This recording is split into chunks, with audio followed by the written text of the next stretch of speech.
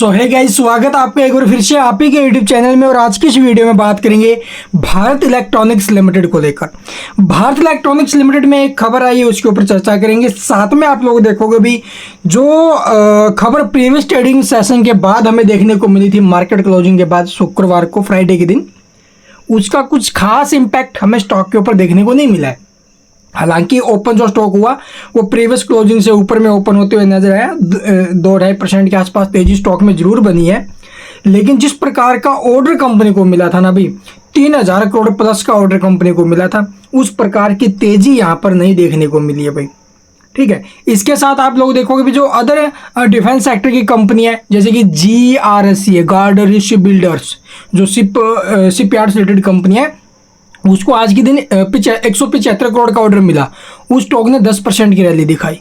Coaching shipyard में previous trading session के बाद ही खबर आई थी 1100 करोड़ के ऑर्डर को लेकर, उसमें भी कुछ खास तेजी नहीं बन पाई, लेकिन गार्डन शिप बिल्डर्स में जबरदस्त एक्शन रहा। इस स्टॉक में आप लोग देखोगे भी 3127 करोड़ का तो ये ऑर्डर था। इसके साथ ही 600 करोड़ के आसपास का, 400 करोड़ के आसपास का आई थिंक एक और एडिशनल ऑर्डर था, जो कि लगभग इन दोनों को जोड़कर बनता भी 3600 करोड़ के आसपास बनता था। आई थिंक टोटल ऑर्डर जो मिलता था 3600 करोड़ का। लेकिन 3600 करोड़ के ऑर्डर का क्या इम्पैक्ट आया? कुछ भी इम्पैक्ट नहीं आया। यहाँ पर आप लोगों ने स्टॉक कहाँ पर ओपन हुआ, कितनी रैली दिखाई, ये देखो भाई, 312 तक ऊपर में गया, 312 से फिर 305 तक ये नीचे में भी आया है। क्लोजिंग जो है वो 307 के आसपास हुए, 307.60 के आसपास। तो कुछ खास मोमेंटम नहीं बन पाए।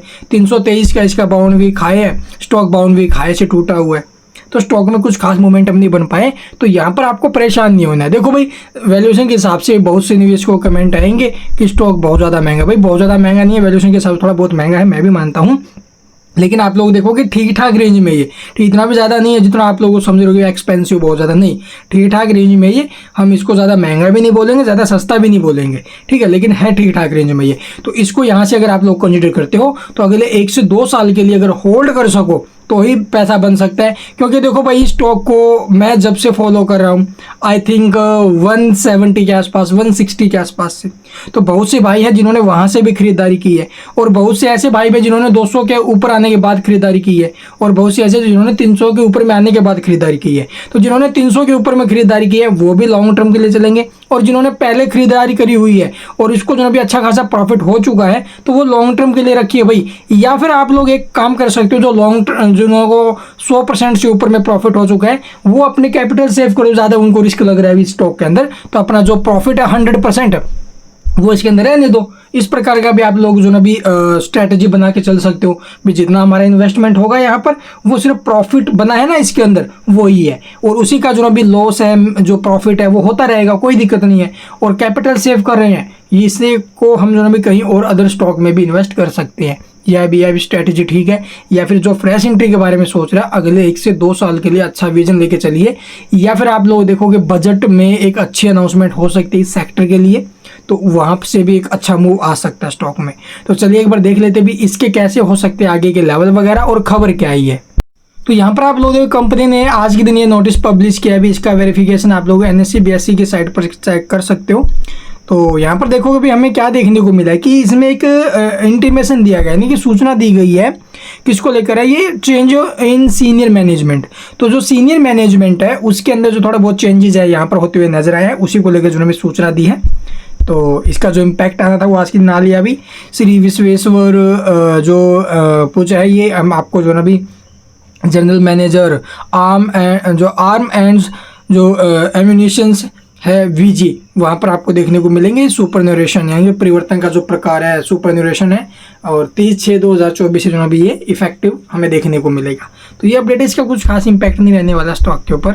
तो चलिए अब देख लेते भी चार्ट वगैरह। तो यहाँ पर आप लोग देखोगे भी जो बेल है, भारत इलेक्ट्रॉनिक्स लिमिटेड है, ये स्टॉक जो ना भी आप लोग देखोगे 320 जो इसका रेजिस्टेंस है, वहाँ पर एक बार जरूर गया था, लेकिन उसे ब्रेक नहीं कर पाया भाई। ठीक है, वहाँ तक जरूर गया लेकिन ब्रेक नहीं कर पाया। अभी टाइम का है ये 300 के ऊपर में है, जो 299 का सपोर्ट है इसी तो ऊपर में ही है, और ऊपर में आप लोग देखो स्टॉक 312 315 इस लेवल के आसपास जाता है, फिर नीचे की तरफ। तो स्टॉक मान के चले भी कंसोलिडेट ही कर रहा है।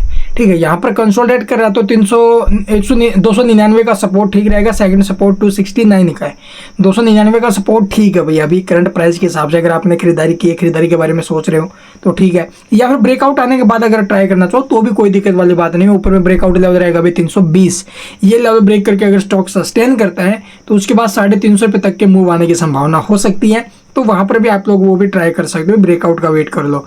या फिर अभी आपको लॉन्ग टर्म के लिए चलना है तो कोई दिक्कत वाली बात नहीं है। अगर स्टॉक में कोई बड़ा मूव आएगा नीचे की तरफ, एकदम पैसा नहीं डालना भी है कि स्टॉक में सारा का सारा, कोई बड़ा मूव आए नीचे की तरफ तो वो मौका बन सकता है। तो इस प्रकार से इसके लेवल्स रहेंगे। और जो भाई टेलीग्राम से जुड़ना चाहता है, टेलीग्राम का लिंक वीडियो डिस्क्रिप्शन में, आप लोग भी ज्वाइन हो सकते हो, जहाँ पर बेस्ट क्वालिटी के, अच्छी क्वालिटी के जो स्टॉक्स है वो आपको प्रोवाइड करवाते रहते हैं।